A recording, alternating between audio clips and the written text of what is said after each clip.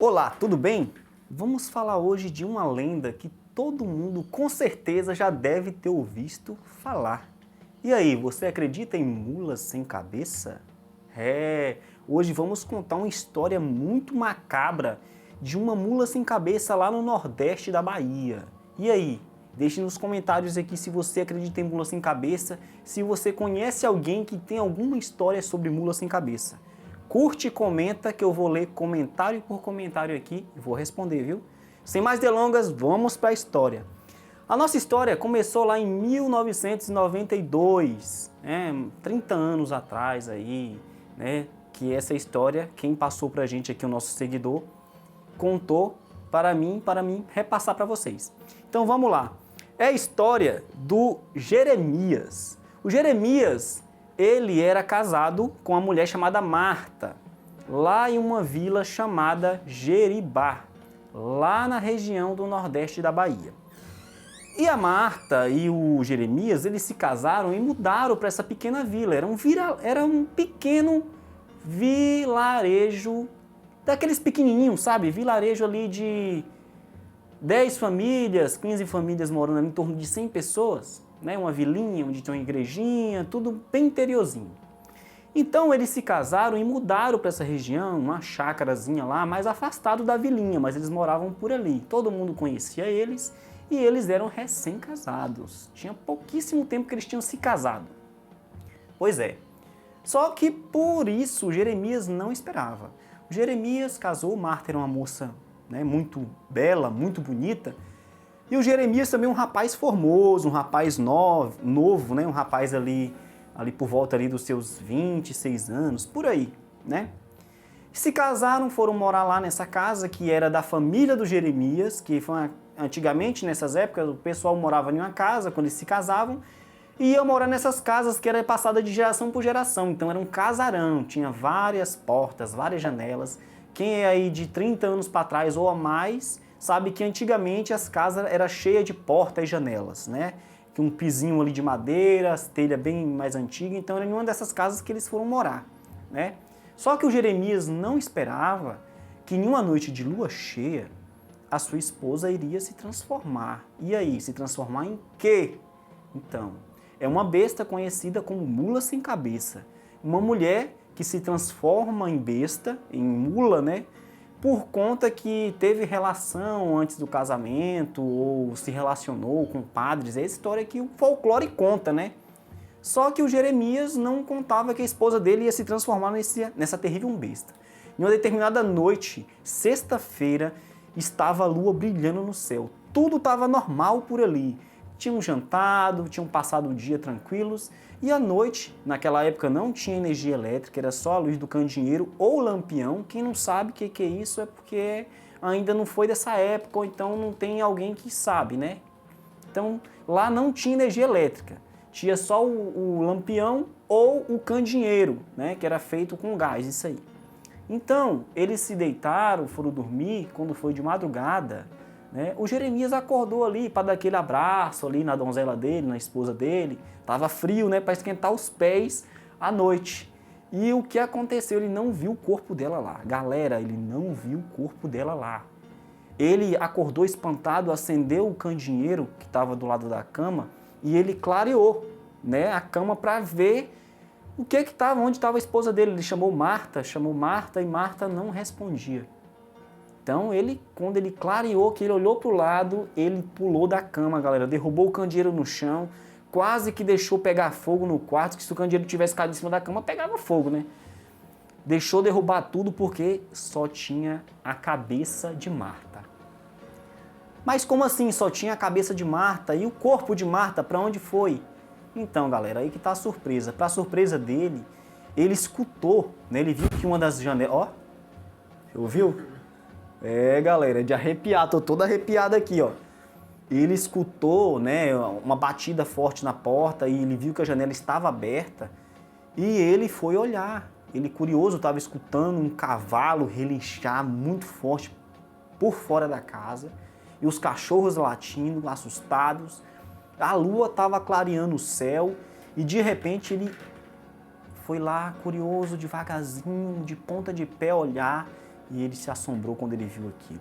Ele viu correndo pelo terreiro em volta da casa, ela corria em volta da casa, uma mula sem cabeça, gritando, dando várias batidas no chão, ela batia os pés no chão, ela empinava, ela relinchava, ela rodava pela casa, aí ele trancou, né, e correu pro banheiro, tinha um banheiro, um sótão, né, aquelas casas antigas, elas tinham um quartinho de guardar comida, de guardar mantimentos. Ele correu para esse quartinho, se trancou lá e ficou trancado a noite inteira, apagou o candeeiro e ficou quietinho lá. No outro dia, ele levantou com calma, né, para ver, olhou tudo. E ele foi na cozinha, ele olhou para a cama não estava lá, a cabeça de Marta não estava na cama mais, a cama estava limpa, como se nada tivesse acontecido, galera. Como se tudo que ele tivesse visto durante a noite teria sido apenas um pesadelo, que ele queria esquecer. Não. Ele foi até a cozinha e a sua bela esposa estava lá. Ela estava lá fazendo, já tinha feito café, já tinha cozido as bananas para tomar café, feito aquele gostoso cuscuz que no nordestino gosta, né, de comer um cuscuzinho de manhã. Naturalmente, tudo ok. Ele ficou assim, transtornado, sem saber o que falei, mas ele não falou nada para ela. Não contou nada do que tinha acontecido. Tentou agir naturalmente, ficou um pouco assustado, só que ele tinha certeza que aquilo foi real. Então Jeremias tomou uma decisão.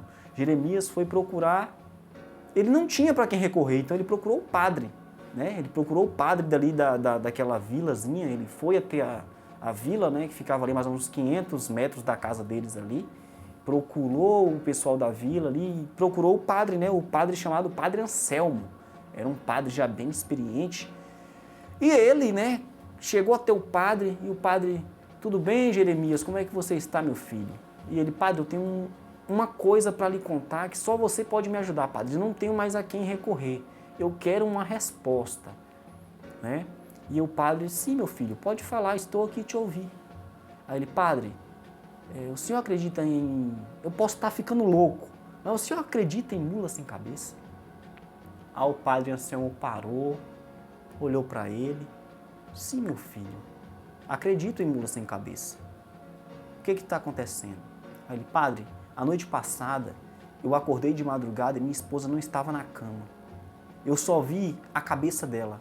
E eu fui até a janela que estava aberta para olhar e eu vi uma mula sem cabeça rodando na nossa casa. Eu, com medo, corri, me escondi e no outro dia, hoje pela manhã, ela estava lá, como se nada tivesse acontecido. Então eu vim até você, porque eu acabei de casar, padre, eu estou curtindo ainda a minha lua de mel. Eu nunca tive nada parecido com isso na minha vida e eu nem acreditava nessas coisas, nesses contos, dessas histórias. E agora me vejo que a minha esposa pode ser essa besta. Como que eu faço? Aí o padre, meu filho, você está numa situação muito delicada. Porque o que você tem que fazer, infelizmente, talvez você não queira fazer, mas você vai ser obrigado a fazer. Eu vou lhe ensinar como você tem que agir nessa situação, o que fazer. Só você pode fazer isso. Só que você tem que ter muita coragem para fazer o que é necessário. Aí ele conversou com o padre explicou para ele atentamente escutou tudo que o padre falou para ele. E mesmo assim ele fez. A primeira coisa que o padre mandou ele fazer, o padre Anselmo mandou ele fazer, era reforçar todas as janelas e as portas da sua casa, com sola e madeira. Naquela época não tinha, não sei se vocês já viram, quando você vai na casa de alguém no interior, nas portas e janelas tem aqueles grilhão de ferro, eles colocam assim nas portas e janelas um travão para fechar, né? Ou então de madeira mesmo, né? Que era o caso. Eles colocam duas solas, uma assim, outra assim, e colocam a madeira atravessada ali para que nada derrube aquela porta. Ele fez isso em todas as portas e janelas. E olha que tinha. A casa acho que tinha mais ou menos umas 30 janelas e umas 10 portas. É porta demais. Mas naquela época era comum. Ter casas com muitas portas e janelas. Ele teve que fazer isso em todas elas. E o padre falou para ele que por mais que ela batesse na porta para ele não abrir, de maneira alguma, porque a vida dele estava em risco. E assim ele fez.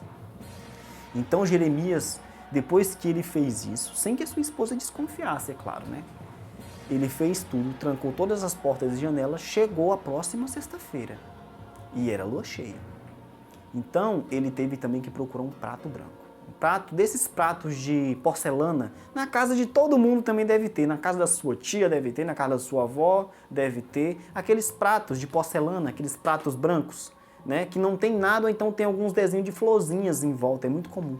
Né? Pratos de restaurante, mais ou menos, daquele tipo. Então ele procurou um prato desse e comprou um maço de velas. 12 velas brancas. Ele comprou essas velas também, que era necessário para o ritual que ele haveria de fazer. E ele aguardou. Quando chegou a madrugada dessa sexta-feira, ele levantou e viu que sua esposa não estava lá, só estava a cabeça dela novamente. Ele correu, acendeu os lampiões de toda a casa, todos os lampiões, colocou todas as travancas nas portas e janelas, acendeu todas as 12 velas, fez um círculo com as velas e colocou a cabeça dela no prato, no meio do prato branco, e colocou entre as velas.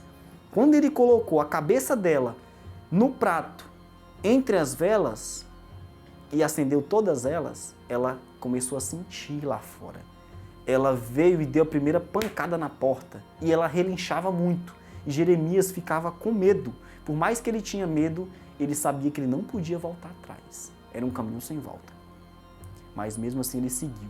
E ela gemia lá fora, ela gritava, ela relinchava, ela batia com coices fortes na porta, as portas balançavam, mas não caía, batia nas janelas, ela rodava a casa, relinchando e batendo os pés, mas ele não abriu, ele chorava dentro da casa, com medo, e chorando porque era sua esposa que estava ali, sua amada esposa Marta. Não tinha mais volta, mas mesmo assim ele fez.